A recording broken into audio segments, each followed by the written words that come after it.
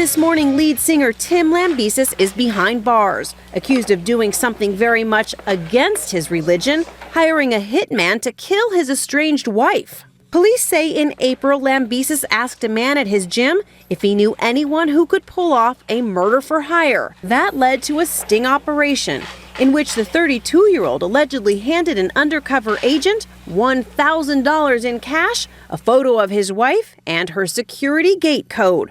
Police say he even supplied an alibi, days when he would be away with their 3 adopted kids.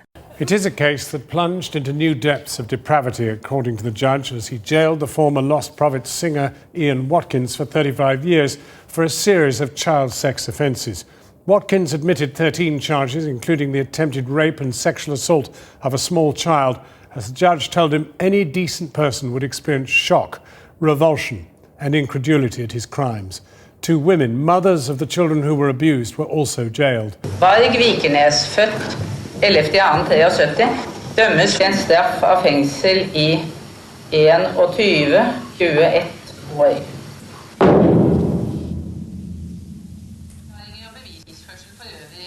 Vikernes ble dømt for overlagt drap. I tillegg ble han dømt for å ha tent på Holmenkollen kapell I Oslo, Skjold kirke I Rogaland, Åsane kirke I Bergen.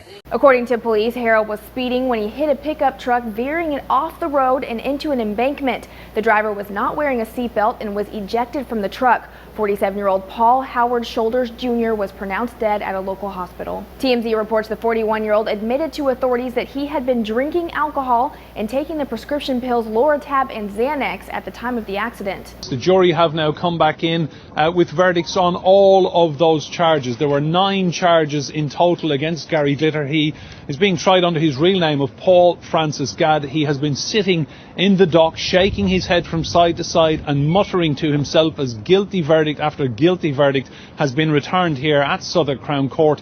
Guilty of the attempted rape of a child under the age of 10, guilty of 5 indecent assaults, guilty of sex with a child under the age of 13.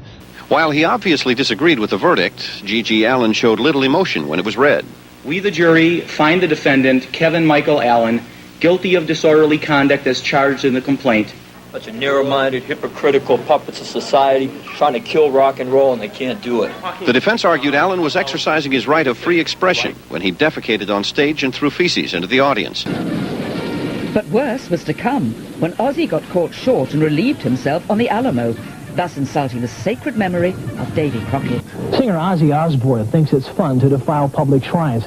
He says his greatest ambition is to turn the steps of the White House into a public restroom. A New Zealand judge sentenced AC/DC drummer Phil Rudd to 8 months of house arrest on Thursday.